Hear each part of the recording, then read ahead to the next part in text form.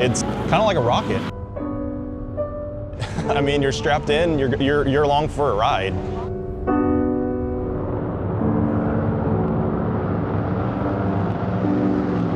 Somebody throwing glitter in your face wide open and you're driving as fast as you possibly can. And when you get into the corner, the air catches the wing up there, moves around a lot.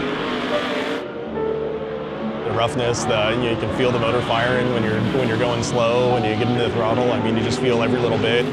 It's as crude as it comes. Then you start to get a little overconfident and start spinning out, start driving over other people, and it's wild. There's nothing else out there like it.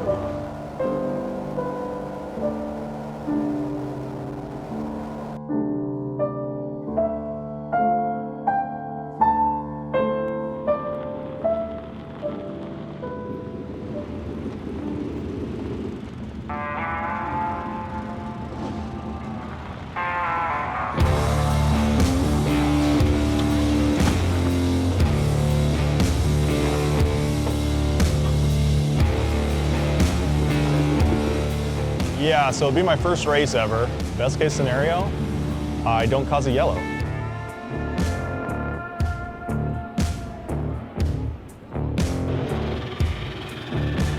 Tanner, the guy that builds our engines, he's actually going to run the red one tonight. Jeff let him hot lap one of the other cars one time last year, so this is essentially his first night. I ended up getting sick, so Tanner, he hopped in for the night, and he's driving my car. That's the 36, and then Ronnie's running the 9. Oh, Ronnie, the Rocket? I know that the very first time I go-kart raced with him, my very first race ever, I'd only had a couple laps in beforehand, and I pushed him right off the track. I've always chased his tail. I've never got to him, but I've felt like I've got a little bit closer. We haven't been in this car since October 1st, I think, was our last race of last year. Motor's pretty fresh. We only ran the motor less than 10 times last year. Play day got rained out, so nobody got any practice, so a lot of these guys are first time. I just looked, there's 13 cars that entered our class. A couple of rookies in that one, which is kind of cool, because I get my little pink flag back here. I get stuck in the back no matter what, which is fine. Absolutely, yeah. Just go out there, get laps, learn how they work, and figure out how they react, and try not to make any enemies along the way.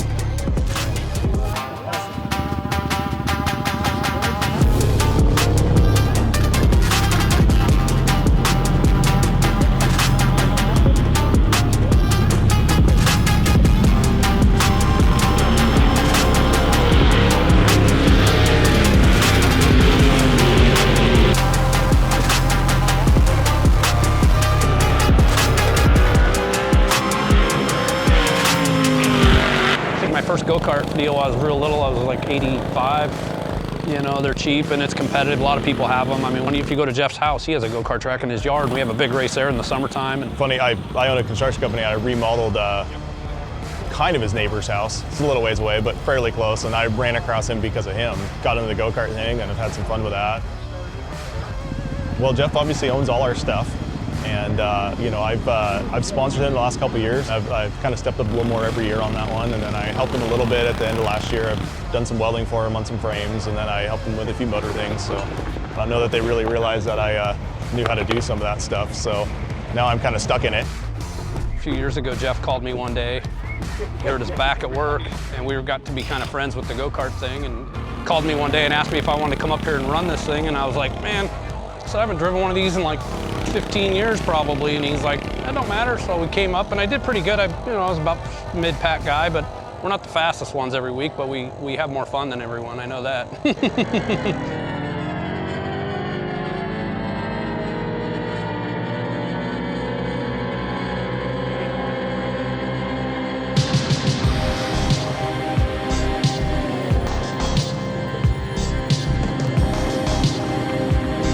Little heritage here too. My grandpa raced here a long time ago. He raced here for almost 30 seasons. He died in the late 80s. So he raced all the way up until he died. He was known pretty well for being a good sportsman. I get a little stressed. I'm probably more harder on myself than I should be because I know how much all this stuff costs. Go-karts, you get in a wreck and you just get a hammer and beat it back. But you know, with these things, there's so much money tied up in it. You know, one little mistake and you can blow several $1,000s just like. We're budget. There's no denying that. We're not just going to the parts store and buying brand new stuff. So it's a little bit of a acquired thing. You got to find it, you got to work with it, you got to make do. Definitely kind of the old school vibe of it. Definitely, you know, there's guys here with a lot of money, and we have probably less money in everything we have than they have in a single one. Oh, Bundy's, we're still waiting for a motor, and then Brian Holmqvist, we got his motor back too. Brian Tanner's car, there'll be the purple one and the black and white one coming out still too. So we still have a lot to do. You know, I mean, we try to win, try to be fast, but the big picture racing, we got to keep it in one piece. Because if we get in a big wreck and bust a bunch of stuff, there'd be a good chance we'd be watching next week. So we got to work with what we have. But you know, the ultimate goal is to come out here, have fun, prove that you can do this on a budget. You know, as much as we'd all just love to have trophies and win, you know, there's a lot to just hanging out, just having a good time, just doing it. I mean, when you think about it, even if we end up dead last, which isn't the goal, but even if we do, I mean, you're doing more than 95% of the people watching have ever done. So that still means a lot.